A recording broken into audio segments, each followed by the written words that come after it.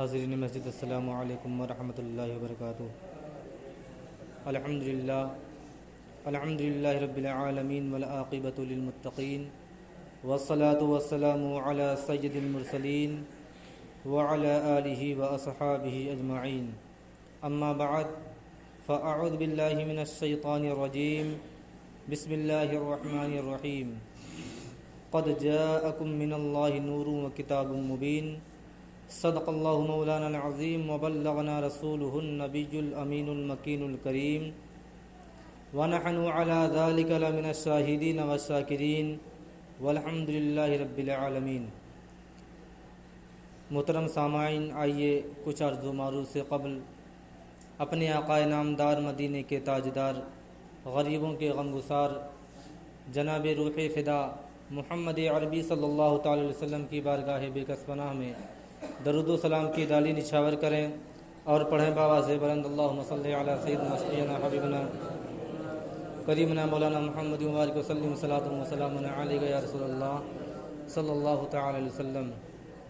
میں نے جس آیت مقدسہ کی تلاوت کا شرف حاصل کیا، اللہ رب العزت ارشاد فرماتا ہے، قد جاءکم من اللہ نور، تحقیق کی تمہارے پاس آیا ایک نور اور روشن کتاب۔ محترم سامعین، ویسے تو زمانے نے اور تمام مسلمین، تمام عالمین نے میرے نبی کی اپنے علم کے اعتبار سے جس طرح چاہی ان کی خوبیاں بیان کی، لیکن میں نے جس آیت مقدسہ کی تلاوت کا شرف حاصل کیا، قد جاءکم من اللہ نور، اس میں سب سے پہلے قد کا لفظ آیا ہے، اور عربی گرامر ہے، عربی قانون اور قاعدہ ہے کہ جب کسی ماضی پر قد کا لفظ داخل ہوتا ہے تو تحقیق کا معنی پیدا کرتا ہے، اور بلا تشبیہ یہ تحقیق کہ ایک نور آیا اور روشن کتاب تمہارے پاس اللہ کی طرف سے، تو یہ تحقیق اللہ تبارک و تعالیٰ کی تھی۔ دنیاوی مثال کے اعتبار سے اگر کسی چھوٹے علم والے نے اگر کسی چیز کی تحقیق کی ہے تو ایک بڑا علم والا اس کی تحقیق کو بدل سکتا ہے۔ مثلا اپنے سرکاری عہدیدار کے اعتبار سے اگر دیکھا جائے، اگر کسی نے پولیس چوکی میں اپنا کوئی شکایت درج کرایا، کسی جرم کو پکڑا گیا، کسی مجرم کو سزا دی گئی، تو یقینی ہے کہ مجرم والے شخص لوگ اس چیز کو، اس مجرم اور اس جرم کا خلاصہ پیش کرنے کے لیے کچہری میں پیش کریں گے، اور جب مقدمہ کچہری میں پہنچتا ہے تو وہاں کچھ اور ہو جاتا ہے، بدل دیا جاتا ہے۔ ایسے ہی اگر کسی چیز کی تحقیق کو ہائی کورٹ نے کیا ہے تو اس کو سپریم کورٹ چینج اور بدل دیتا ہے، لیکن جس چیز کی تحقیق سپریم کورٹ کرتا ہے اس کی تحقیق کو ہائی کورٹ نہیں بدل سکتا۔ کیوں؟ اس وجہ سے کہ سپریم کورٹ کا پاور ہائی کورٹ سے زیادہ ہے۔ تو جیسے مثال کے طور پر ایک عالم کی تحقیق کو ایک مفتی بدل سکتا ہے، اور ایک مفتی کی تحقیق کو ایک محقق بدل سکتا ہے، ایسے ہی ایک محقق کی تحقیق کو ایک مجدد بدل سکتا ہے۔ لیکن اگر کوئی ایسی تحقیق ہے جو کسی مجدد کی تحقیق ہے تو اس کی تحقیق کو کوئی محقق نہیں بدل سکتا، اور اگر محقق کی تحقیق ہے تو اس کی تحقیق کو کوئی عالم اور کوئی مفتی نہیں بدل سکتا۔ اسی طرح اب غور کرنے کا مقام یہ ہے کہ یہ تحقیق جو قد جاءکم من اللہ نور میں قد کا لفظ آیا ہے، تحقیق کے لفظ آئی ہے، وہ کس کی تحقیق ہے؟ کیا کسی چھوٹے آدمی کی؟ اگر کسی سے سوال کیا جائے تو ہر شخص کہے گا قرآن شریف کی ہر آیت تو اللہ تبارک و تعالیٰ کا کلام ہے، تو قد جو ہے یہ لفظ اللہ ہے، اور ہمیں اور آپ کو جان لینا چاہیے کہ تحقیق جو نور ہمارے پاس آیا ہے اللہ تعالیٰ کی طرف سے، یہ تحقیق کسی انسان کی نہیں بلکہ اس پروردگار کی ہے جس کا طاقت و قوت بھی سب سے زیادہ ہے، جس کا علم بھی زیادہ ہے۔ تو اب پتہ لگایا جا سکتا ہے کہ اگر اس نور کو کوئی بدلنا چاہے گا تو سب سے پہلے اس کا نظریہ یہ ہونا چاہیے کہ یہ تحقیق ہے کس کی؟ یہ تحقیق اللہ تبارک و تعالیٰ اور پروردگار کی ہے، اور اس تحقیق کو بدلنے کے لیے اللہ سے بڑا ہونا چاہیے۔ تو ہمیں اور آپ کو جان لینا چاہیے کہ اللہ تبارک و تعالیٰ سے بڑا کوئی مخلوق نہیں، اللہ تبارک و تعالیٰ سے بڑی کوئی چیز نہیں ہے، اس سے زیادہ کوئی علم والا نہیں، اس سے زیادہ کوئی طاقت و پاور والا نہیں ہے۔ محترم سامعین، بتانے کا مطلب یہ ہے کہ اللہ تبارک و تعالیٰ نے نور محمدی کو اگر ہمارے درمیان اگر دنیا میں بھیجا تو اللہ تبارک و تعالیٰ نے اس کی تحقیق کر کے تب دنیا میں بھیجا۔ اور دوسرا لفظ آیا ہے جاءکم، جا معنی ہوتا ہے آیا۔ اب آتا وہی ہے جو پہلے سے موجود ہو۔ میں اس جامع مسجد میں آیا، یقینی ہے کہ میں پہلے سے موجود تھا تو آیا۔ اللہ تبارک و تعالیٰ نے یہ نہیں بیان کیا، یہ نہیں لوگوں کو بتایا کہ میں نے نور کو بنایا، بلکہ اللہ تبارک و تعالیٰ صاحب لفظوں میں فرما رہا ہے کہ میں نے کہ نور آیا آپ لوگوں کی طرف، نور آیا یعنی نور پہلے سے موجود تھا، اور اگر موجود تھا، اگر ہر چیز سے پہلے موجود تھا تو اللہ تبارک و تعالیٰ نے اس کو بنایا تو پھر رکھا کہاں؟ تو اس کا بھی ذکر قرآن میں بھی آتا ہے، حدیث میں بھی آتا ہے کہ اللہ تبارک و تعالیٰ نے اپنے نبی کے اس نور کو اپنے قرب خاص میں رکھا، اور اللہ تبارک و تعالیٰ کہتا رہا اے محبوب تو مجھے دیکھ میں تجھے دیکھوں، تو مجھے دیکھے میں تجھے دیکھوں، یہی تو محبت ہے۔ اے میرے محبوب تو عہد کی عہدانیت سے دیکھ، وحد کی وحدانیت سے دیکھ، یعنی میرے نبی کے نور نے اللہ تبارک و تعالیٰ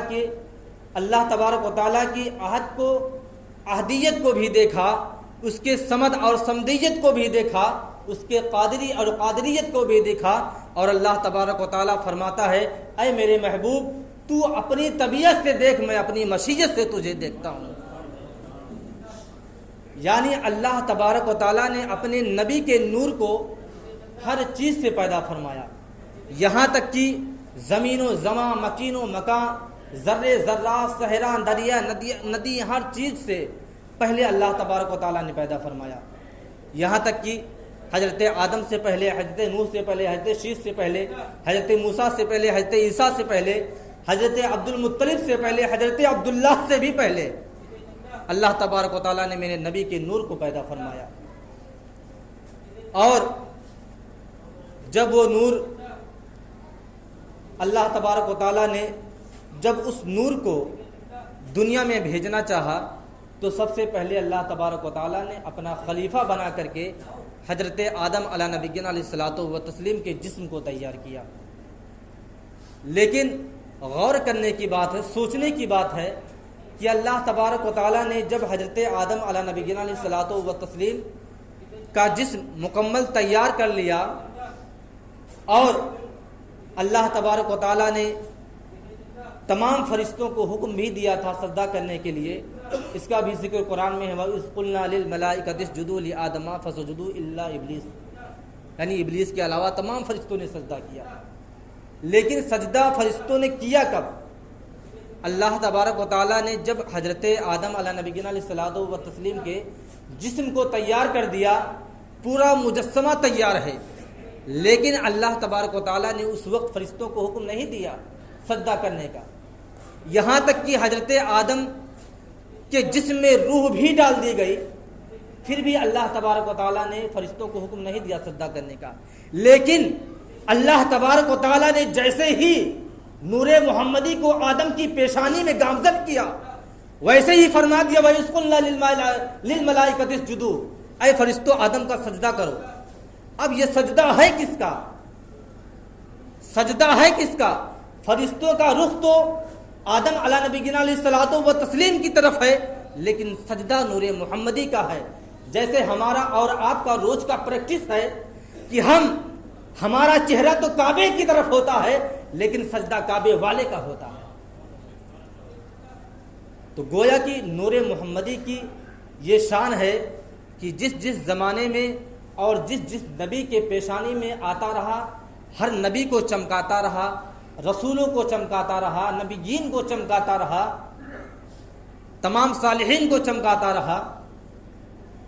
اور اللہ تبارک و تعالی کے ایک پیغمبر حضرت ابراہیم علیہ نبینا علیہ الصلوۃ والتسلیم ہیں.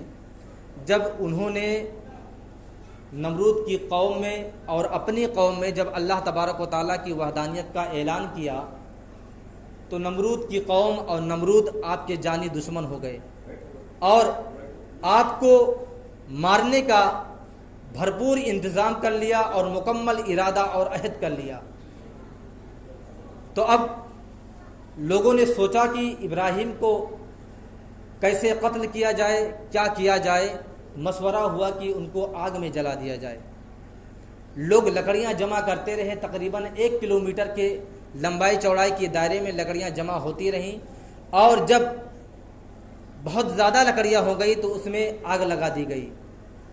اور نمرود نے کہا کہ آگ ایسی لگاؤ کہ جب ابراہیم کو اس میں پھینکا جائے تو صرف جھلسا کے نہ چھوڑ دے بلکہ راکھ کر دے جلا کر کے.